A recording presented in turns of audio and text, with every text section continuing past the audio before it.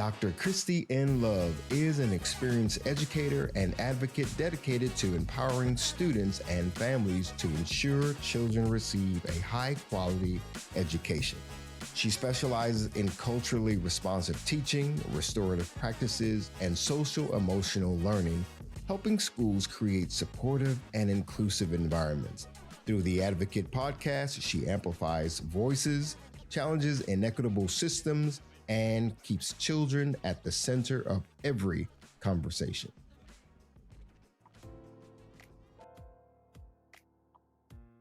Hello, and welcome to the Advocate Podcast. I am your host, Dr. Christy Love, inviting you into this space as we amplify voices, challenge inequitable systems, and put children first in every conversation. Today, we have a very special guest with us, the beautiful and talented Dr. Yanique Rolingson. It is truly an honor to have her here. Allow me to share a bit about her. Dr. Rolingson is an educator and author who is deeply committed to strengthening literacy, confidence, and purpose in both students and educators alike. Originally from Jamaica, she brings nearly 2 decades of experience in education, beginning her career in New Jersey and later serving as an educator and instructional coach in Decatur and Madison County, Alabama. In 2025, Dr. Rolingson made a bold transition from school-based education to launch SNAP Academy, a nonprofit academic coaching program grounded in her belief that meaningful learning happens when students think deeply and families are genuine partners in the educational process. The SNAP, Stop, Notice, Act, Plan approach focuses on building strong reading and writing foundations while also nurturing student confidence and resilience.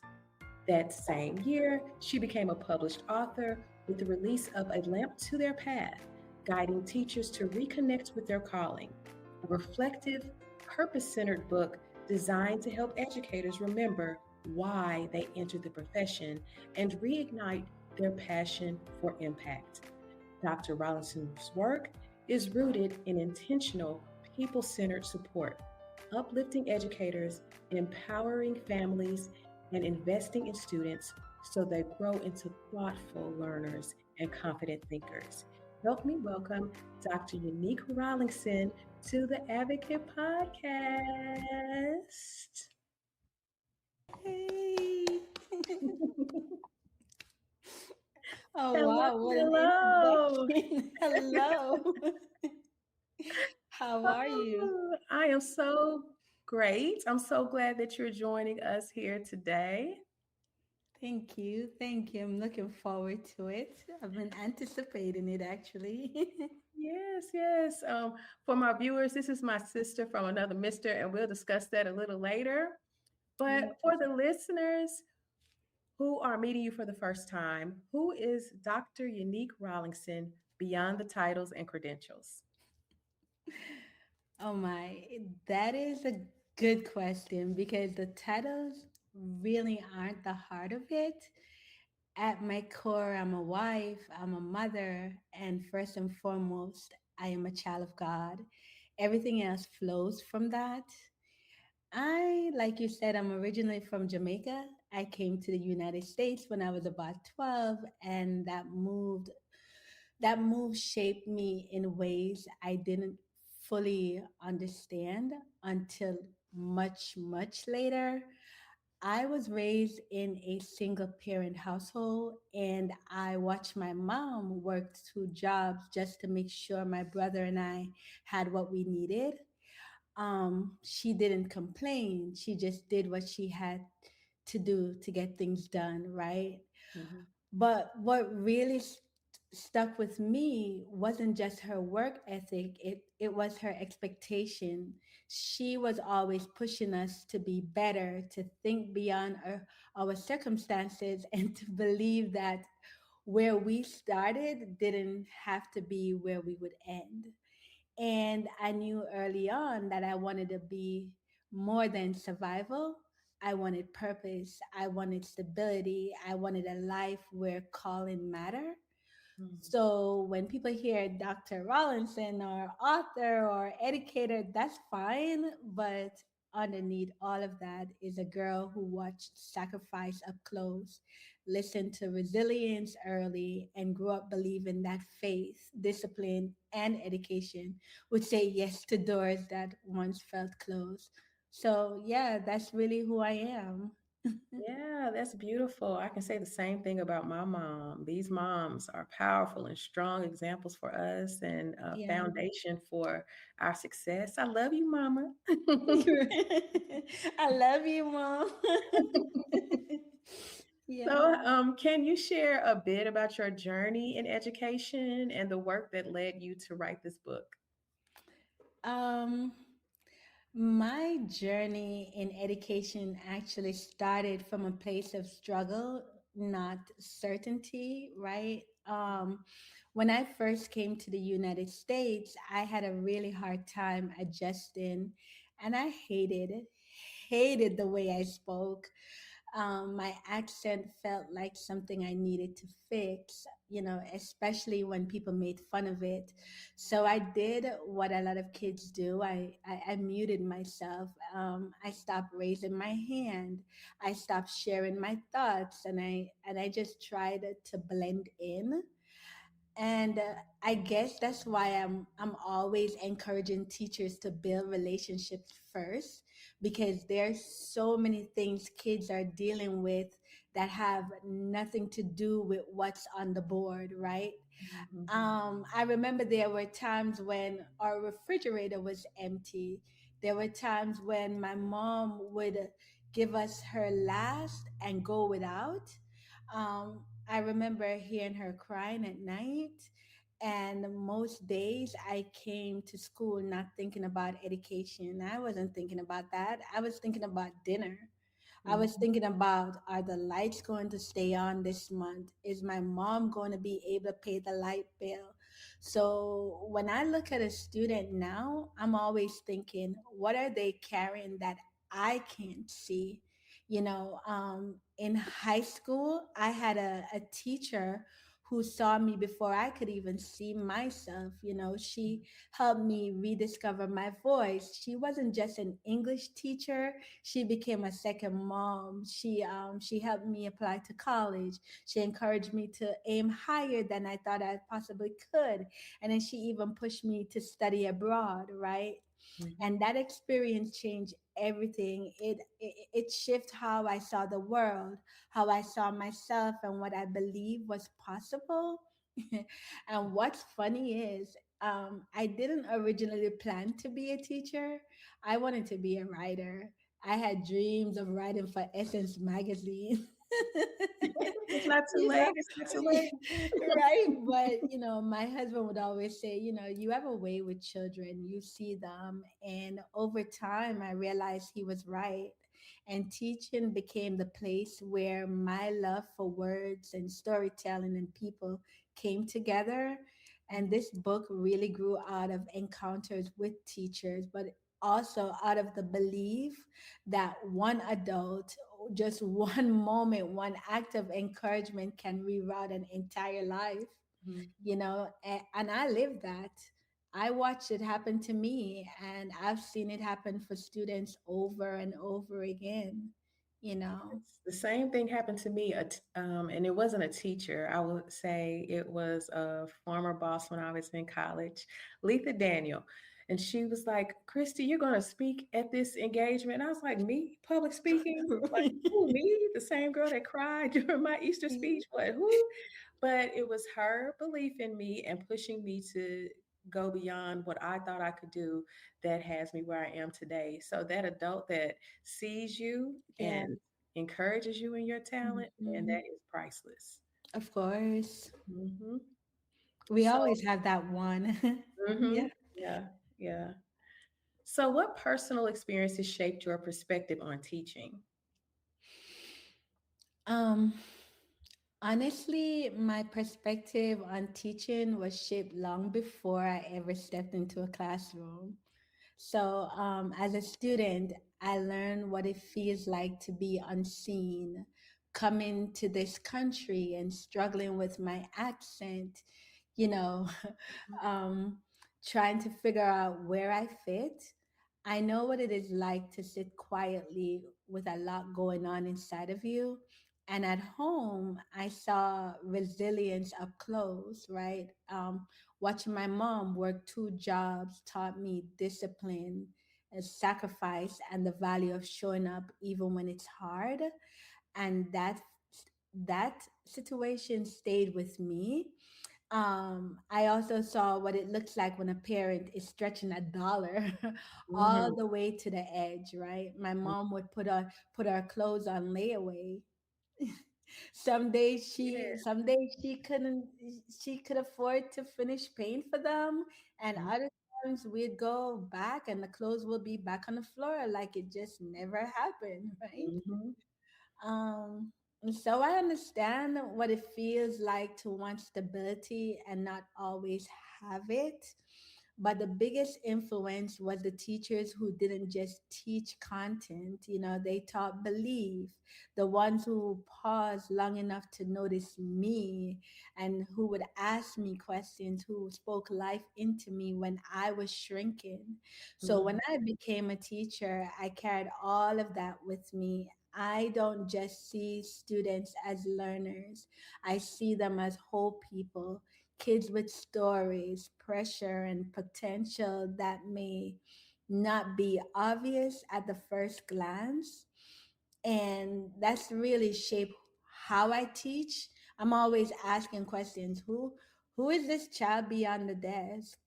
Because I saw firsthand how much one caring adult can change the direction of a life. Yeah, absolutely. I know that in my teaching, we have the same perspective. That's why I had to have you Mhm. on my show. Yeah. But I reflect often on my childhood, on those things that hurt me and those Mhm. things that encouraged me. And I Mhm. try to avoid those things that hurt me. I try to Mhm. avoid that, to, Mhm. imposing that on children. And I Mhm. always try to um, practice those things that encourage me. So Yeah. It's being, important. Yeah. mhm. Mhm. So this book, I'm going to call it a book at this point, but it's really more than just a book. And it doesn't feel like it was written from a desk, it feels lived. What experience in schools made you realize this book needed to exist? Ooh, sis. So, there were a lot of moments in schools that made me realize this book needed to exist. But one in particular has never left me. I remember I was walking past a new teacher's classroom one day and I heard crying. And it wasn't a student crying, it was an adult crying. Mm, When I went in, she was curled up under her desk, overwhelmed and questioning whether she made the right choice. mm, And that, it hit me because it wasn't about classroom management or lesson plans. It was about identity, about calling, about someone who cared deeply but felt completely undone. mm, mhm, And then there was another moment I still think about. And when you and I came, we taught middle school. We came in the mhm, same time, and in that particular year, and you remember, we had an ELA teacher and she started out the year on fire. Her mhm. classroom looked like a Pinterest. Everything was organized. She was excited to meet her students, but by January it was like the life in her had deflated. Mhm, And before the month was over, she left. She didn't even pack up her room. She left everything. And this wasn't a first year teacher. She had been in the system almost 5 years, right? mhm, And before I knew it, I was sitting in the principal's office with the curriculum director, being asked to take over her classroom in the middle of the school year. And I accepted because, I didn't want those students to lose. valuable instructional time. Mm-hmm. I didn't want them to lose valuable instruction time. And that's why this book exists, because I didn't write it from theory. I wrote it from the hallways, the quiet conversations, and the moments when educators are barely holding it together. And it's also why I'm always reminding teachers, you're not alone, Mm-hmm. you shouldn't have to carry all of this in silence. There's Yes. support. Yes. I don't know how often I hear, "Oh, you're a teacher? Oh, you're better than me." Mm-hmm. And I Mm-hmm. will say, it's a calling, and you Mm-hmm. frame teaching as a calling in your book. How does Mm-hmm. reconnecting to that calling change the way educators respond to student behavior and discipline? So when you reconnect to teaching as a calling, it shifts how you interpret behavior, right? So Mm-hmm. instead of immediately asking, what's wrong with this student? You start asking what's going on with them. And that, right? That one question changes everything. Yes. And the reason I'm wired that way is because I always try to place myself in that student's shoes. I never forget what it felt like to walk in them, right? Even now as an adult.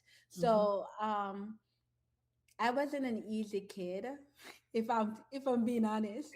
you know, I wasn't the easiest of kid. I got into a few fights when I was in school, and I know, it's hard to admit it, but I did.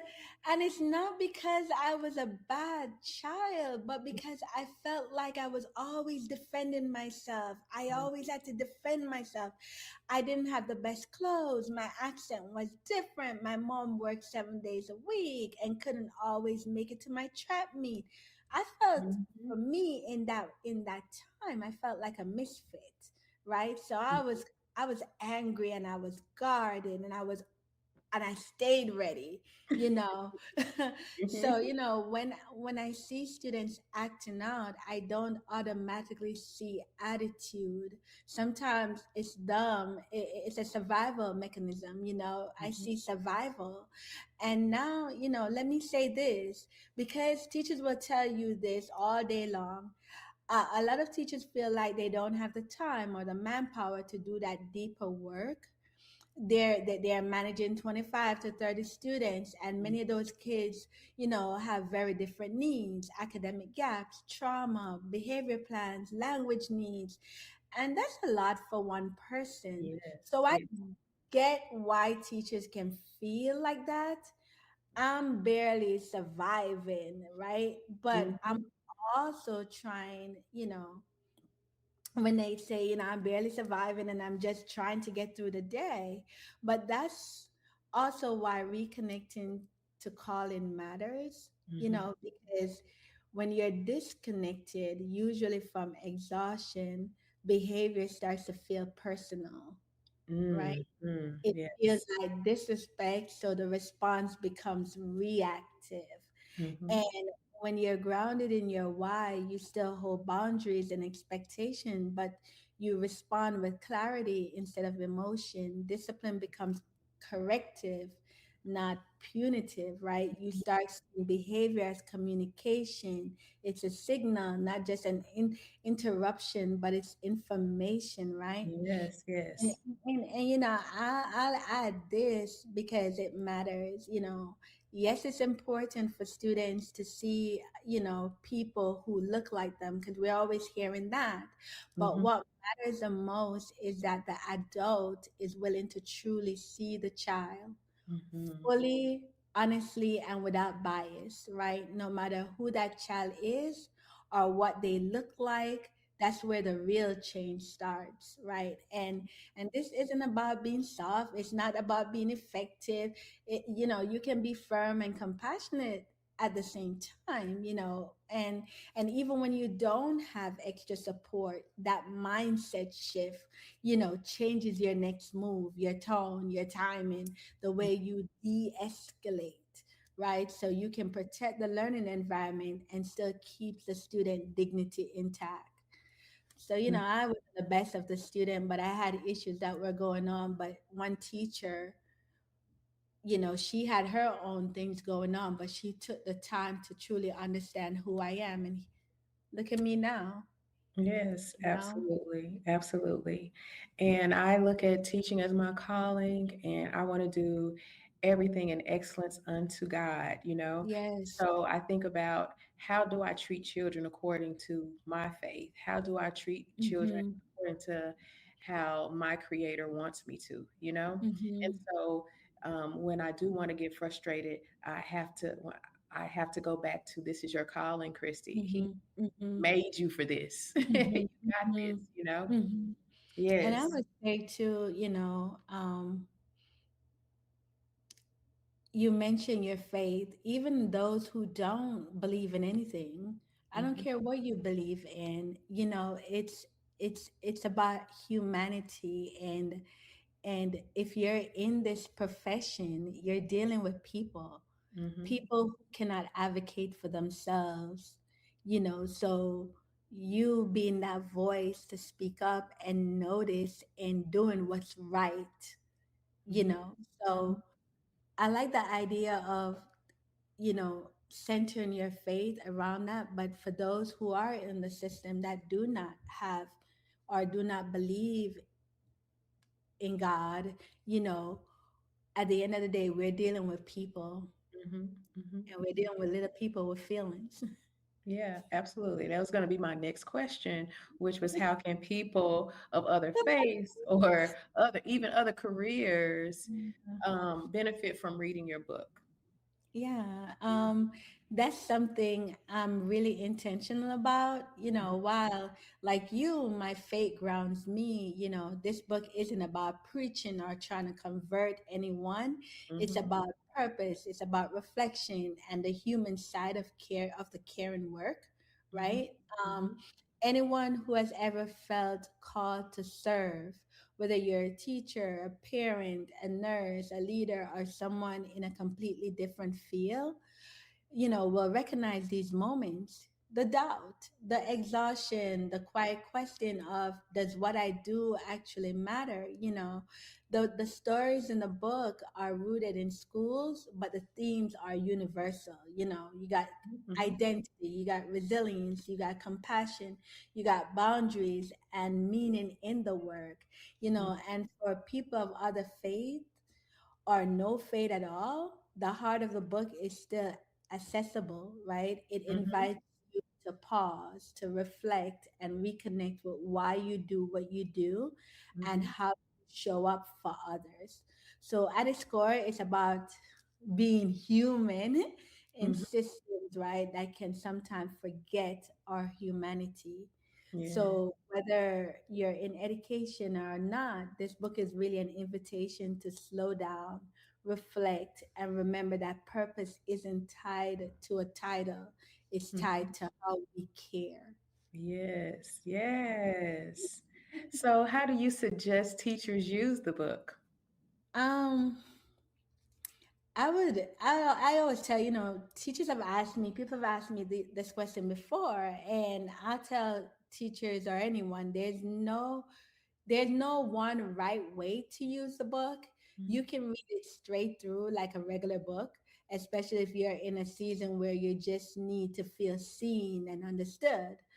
But you can also use it differently, right? Because the stories are pulled from real situations teachers actually face. You can flip to the experiences that mirrors what you're dealing with in that moment, Hmm. whether it's burnout, discipline, doubt, or just feeling stuck. Hmm. The reflection questions are there on purpose. They're not busy work, and they're not there to tell teachers how to do or what to do. They're there to help teachers slow down, think honestly, and arrive at their own solutions. This book isn't about fixing teachers. I say that all the time. Teachers are not broken, Mhm. but it's about helping them to look at their situation from multiple angles, Mhm. emotionally, professionally, and personally, so they can respond with clarity instead of frustration. And, I see it as a companion, something you can come back to when you need perspective and not feeling pressured. Yeah, yeah. So earlier I said we call it a book, but I'm going to call it a tool, right? I'm going to call it a tool. And I promise you, no matter when you open, at first I started reading it from cover to cover, and then I just started going to the table of contents and seeing what was all in it. And I promise you, there was something for whatever season I was in. Even Yeah, if, like now, I'm like at the best school and I'm so happy, but guess what I have to do? I have to encourage someone else. yeah, So it tells me how to be a light to someone else. You know yeah. what I'm saying? It encourages me to be a light to someone else when I'm loving my situation. You know what I'm Yeah. saying? So it's not just about the tough, and it's also about the good that we have and Mhm. encouraging us to spread that light. So I really appreciate that. Thank you. I'm glad that you're loving it and it's Yes. resonating with you. Yeah. Yes. So, as I said, she's my sister from another mister. We actually work together in Decatur City Schools. And one very important project we worked together on was the Check and Connect mentor group. So, I would like to discuss Check and Connect with you. Yes. Why did you feel the need to start it, and do you feel it was effective? Hmm. So, like I said before, Chrissy, we came into that school. We came in that school that same time, that same year, you and I, and Check and Connect started the way a lot of good ideas start. It's through frustration and a whole lot of love for our kids, right? Mhm. Um, like when you and I first got to that middle school, together, I remember thinking, okay, why does ISS feel like the hotel lobby? Yeah. People are checking in and they're checking out all day. It's like a revolving door, right? Mhm. Kids were constantly missing class. And what bothered me the most wasn't just the discipline piece, it was the academic piece, right? Mhm. Even if a student was great when they were with me, they Mhm. were still failing and falling behind because they literally weren't in the room you Mhm. know and the other thing I noticed was there wasn't a real plan for what happened when they came back. The consequence was over, but the support didn't start. It Mhm. was like, good luck, see you next time. Mhm. So when I came to you, because I was like, listen, I know you see what I'm saying, and you did. You were on board immediately, and we both went to our principal, and I'll give him credit as well. He had concerns, but he didn't shut us down in our proposal. Mhm. He asked kind of questions that made us tighten it up Yeah. and make it make sense. And it became for us a real collaboration, right? Mhm. And you also was the one. I came up with the idea, but you came up with the name of it, and you check and connect, right? Mhm. It was just perfect for what we were trying to do, because that's exactly what we wanted. We wanted to check in with these students, but we also needed that connection piece, that relational piece, right? Mhm. The relationship piece. And the concept was simple. Teachers volunteer to mentor students and check in with them 2 to 3 times a day, not to police them, Mhm. but just to connect, right? Mhm. And it was like, how you doing? You good? What do you need? Let's reset. These were some of the questions that were asked of the students, and listening to those response and adjusting, right? And Mhm. the concept was simple, you know, um, And I would say, it wasn't just inside the school walls. Christy, we even had the mentors communicating with the parents, and we collaborated with teachers so the student wasn't trying to figure out everything alone. Mm-hmm. And we saw about an 85% in improvement in behavior during the years that we ran it, right? Absolutely. And honestly, the number wasn't the best part. The best part was watching students start to believe. You Mm-hmm. know, Mm-hmm. someone is not giving up on me. And as Mm-hmm. I think about that, I think about my first mentee. Girl,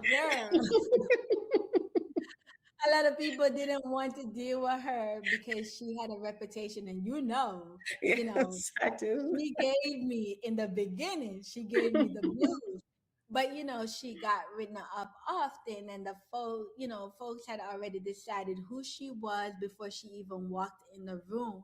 And Mm-hmm. once we built a real relationship, consistency and care and accountability, things started to shift.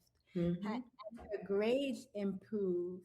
She didn't suddenly turn into an A student, but she was passing and she was completing work and she was showing up differently, right? Mm-hmm. And that's when it clicked to me. Behavior didn't change because we had a fancy program, Chrissy. Mm-hmm. Um, it changed because she had a person. Mm-hmm. They had people who cared. And if I could do anything differently, I would have started it sooner, Mm-hmm. and I would have built a way to scale it so more students could have that kind of connection, Mm-hmm. right? Yeah. Because check and connect, it proves something simple. When kids feel seen, they're gonna move differently. Yes. Yeah. And one thing that I really liked about the program that I really found interesting is that not only were we mentoring the students, but we were mentoring teachers, not just providing professional development Yes. for the mentees, but for the teachers who weren't involved. We Yes. were able to provide them tools and skills so that they had the alternative to the discipline referral. I think And like, that, go yeah, ahead. I think as a whole, they thought we were going to fix the kid, Yeah. but we really fixed the system. And not only that too, Christy, we were also, we would go in to the teacher's classroom when they couldn't, when they have exhausted all their possibility. We were sitting there and we're finding other ways, because there's different ways to get to the result. We just have to dig deeper, and that's what we did. And funny enough, Christy, that the first year when we started, we didn't get a lot of sign up for volunteers, but the second year we had more teachers wanting to be in on the program, which was good. Mhm. So we made an impact. Yes, I loved it. I loved it. So, through this mentor program or just in general within your career, you've worked closely with teachers and students and families. Where do Hmm. you see the biggest disconnect between schools and parents right now? Hmm. I would say honestly, the biggest disconnect right now is that schools and parents are basically co-parenting, and half the time we're not even in the same group chat, right? Teachers are like, I've called, I've emailed, I've sent a note, I've used the app, and parents are like, wait, there's an app? Which app? Because I had three school apps and none of them worked when I needed them.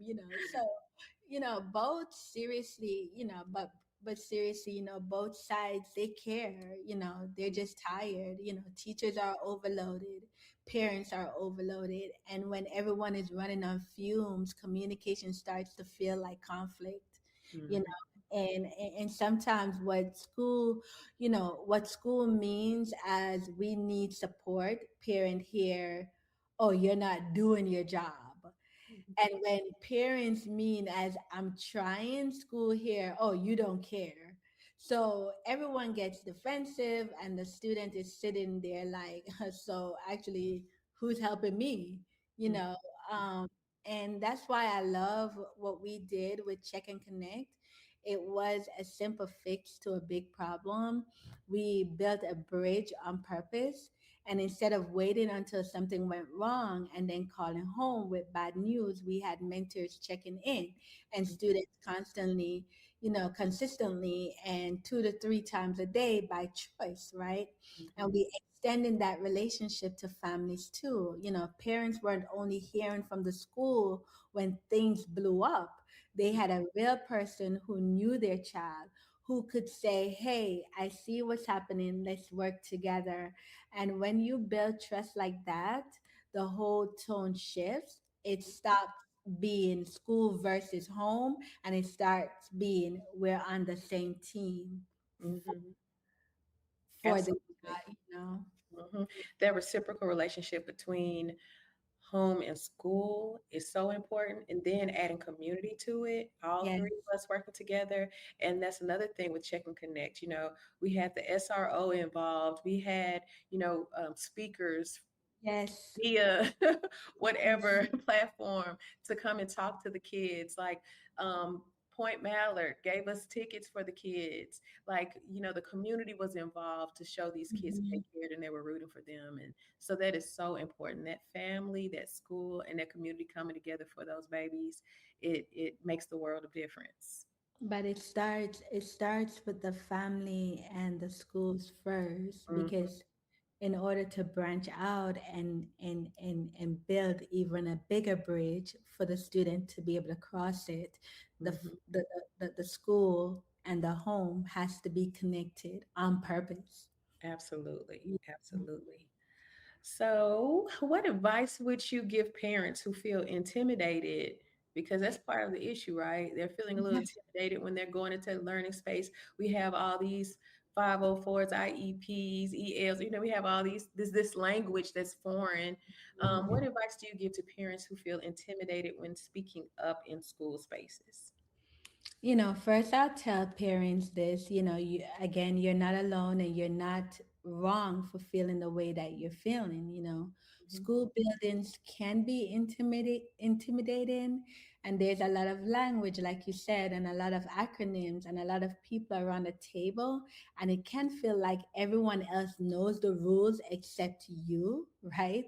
Mhm. But here's the truth, you are the expert on your child, and no one else in that room knows them the way you do. So, Mhm. my advice is to start small. You don't have to walk in with a speech or all the right words, a simple, help me to understand, or this is what I'm seeing at home, goes a long way. But it's that communication piece, how we interact and how we speak with each other. I also tell parents, bring a question, not a defense. Mhm. Most educators truly want to help, and questions open doors in ways arguments don't. Mhm. And, don't be afraid to build relationships early, before there's a problem. That was a big, again, I keep going back, Check and Connect. That was a big part of why Check and Connect, worked, when parents already had a trusted point of person, Mhm. speaking up didn't feel so scary. And at the end of the day, school works best when parents feel like partners, not visitors, Mhm. and at the end of the day, all voices matters, and parents' voice matters, especially when it comes to their child. Yes, they have to be brave enough because sometimes they're going to be the loudest advocate for their kids, right? Yes, And yes. unfortunately, schools don't always get it right. We don't, they don't always get it right, and so the parent has to use their voice to advocate for their babies. Hmm. So, what would you want educators to remember on the days that they feel like they're failing? Mm. So, the days when they feel like they're failing or they're draining or whatever, what drains teachers the most right now isn't the teaching, it's everything wrapped around it. Mm-hmm. Most teachers, they love the kids, that part usually isn't the problem. Like I was having a conversation with a teacher earlier this week, and she told me, she was like, well, I love my students, but I just don't want to be here. I don't want to be in the classroom. I don't even want to be in the school system. But if I could do anything else with my life, I wouldn't choose. But I'm not saying that I don't love the children. I do, but Mhm. I just don't want to be teaching anymore. And that's a sad. That's many teachers are carrying that burden. You Mhm. know, there's some teachers who are just in it because they have no other choice, and then, you know like I said, most teachers, they love the kids. It's just that part isn't usually the problem. It's the constant overload. It's the paperwork, the emails, the meetings about the meetings. Yes. Yes. And now you add social media on top of that. Mhm. Teachers go home exhausted and they open their phones, and suddenly they're seeing schools being bashed and educators being blamed, and one bad moment turn into a viral headline, and the noise is heavy, and it's noise, noise, noise. And the hard part is that teachers don't really get to respond. Mhm. They just absorb it day after day. And on top of that, they're expected to meet every student needs, academic, emotional, behavioral, with limited time and limited manpower. That combination wears people down. Mhm. And we don't talk about it openly because teachers worry it will sound like complaining or weakness. And there's this pressure to endlessly self sacrificing, as if being tired means you don't care enough. But the truth is, what drains a teacher, what makes them feel like they're failing, is that it's carrying that emotional weight in silence, just like that teacher did. She started out bubbly, and then by by January, she had nothing left in her, Mhm. right?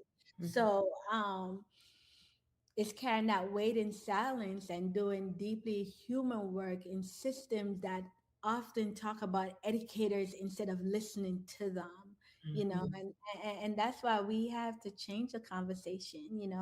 When we create space for honesty and reflection, we protect the people who are still showing up Mhm. every day. Absolutely, absolutely. So educators end up having to be our own advocates because sometimes the system will push you beyond. I mean, they just think we're forever stretchable, in all these directions, and we do have to advocate for ourselves Yeah. in that space. So speak up, um, Hmm. and look out for yourselves. Yes, I So if you, agree.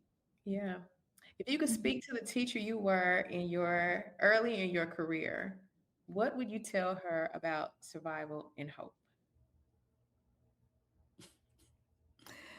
Woo. Listen, that question right there is heavy.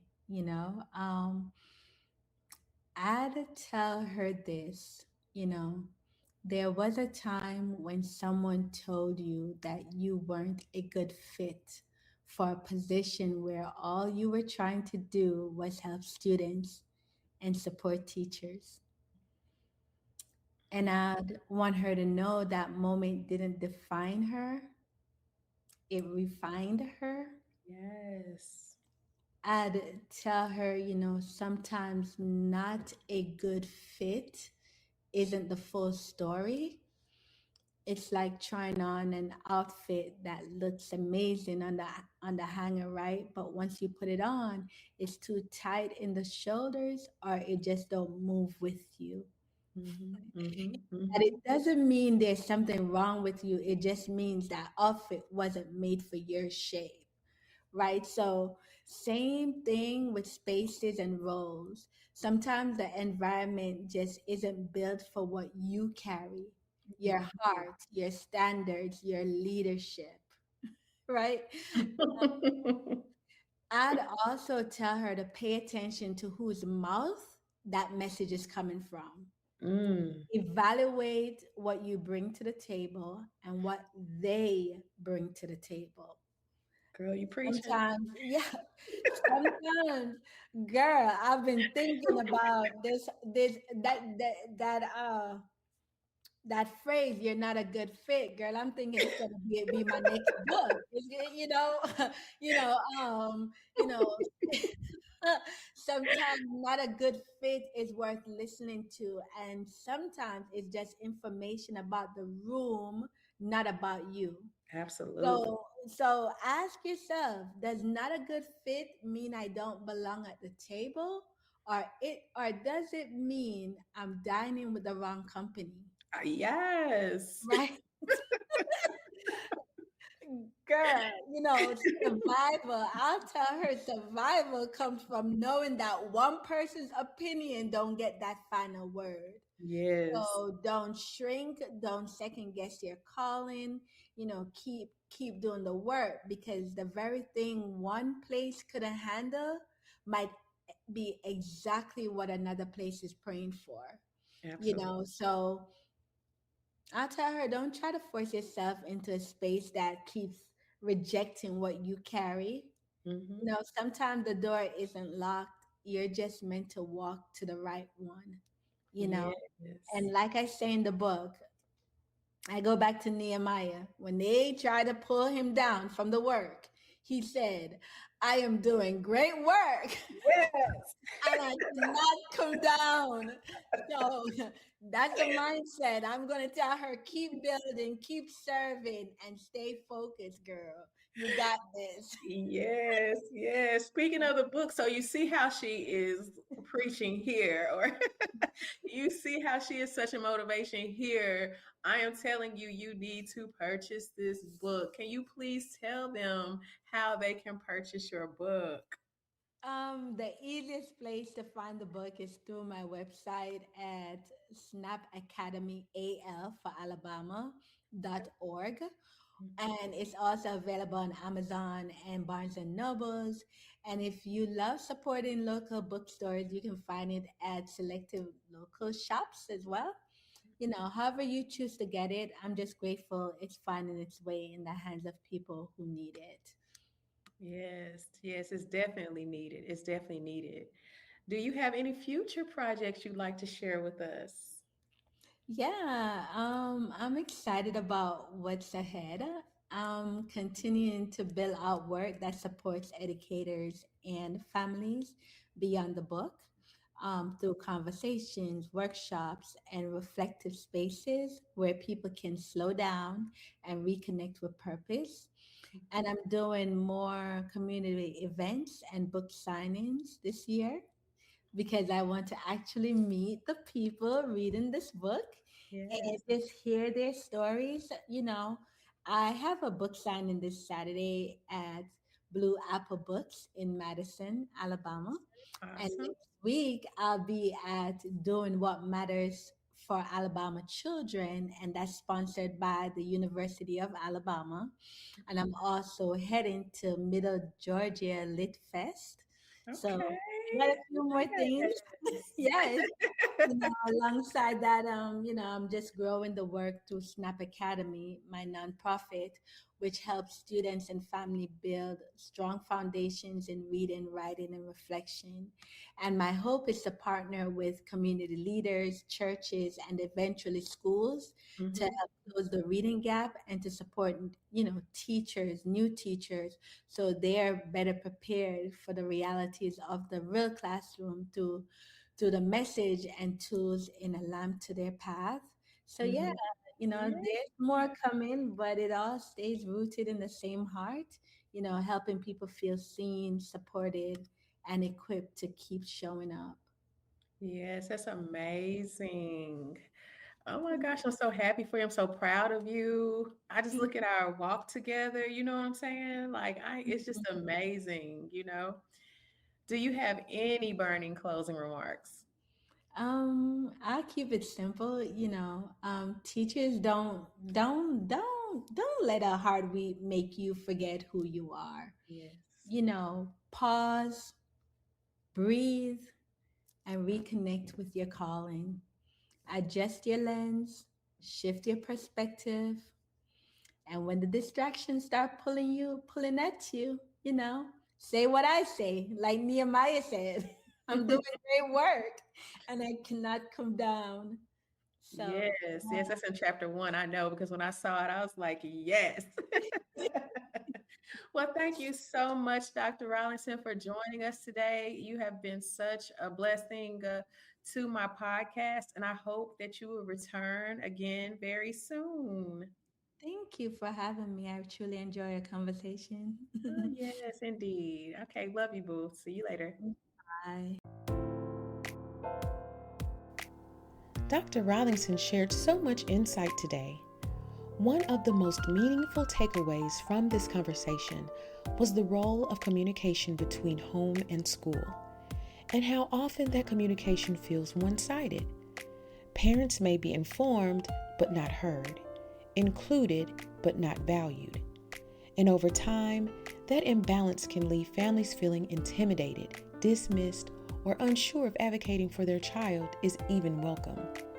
In our next episode, I'll share a real-life story that brings this exact issue to the surface. A moment where communication existed, policies were followed, and yet the child's emotional experience was overlooked. It's a powerful reminder of why advocacy matters and why presence can never be reduced to a procedure. You won't want to miss it. And until next time, keep asking the hard questions, keep showing up for children, and keep advocating, because children deserve adults who won't stop fighting for them.